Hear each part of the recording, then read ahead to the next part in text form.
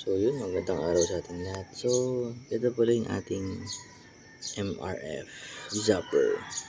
Ang gulong sa ating Mio Gear.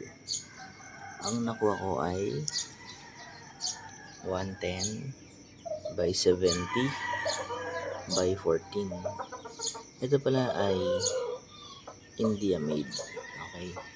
And then, ito yung sa likod Sa harap naman is ito yung sa harap naman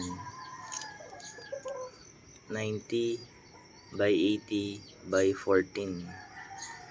So ayan o. Ayan o. So nakikita naman nyo na maputik siya kasi kahapon is napakalakas ng ulan. So ano nangyari?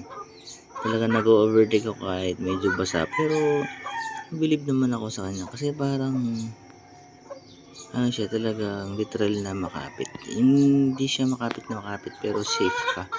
Kahit mag-overtake ka na mag-overtake pero within safe pa rin dapat. Ayun.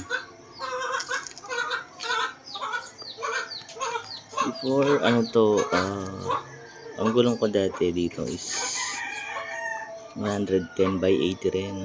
So hindi siya masyadong ang brand nun pala ay Senos. Tapos ito naman, yung dati ko is 90-90. Kaya sobrang tangkad. So hindi siya balance. Ayun, sa speed naman, so parehas pa din. Ang mula nung una, ang top speed ko is 90 lang. Ang bagal nga, no? So yun, ayun lang ang sasabi ko sa inyo.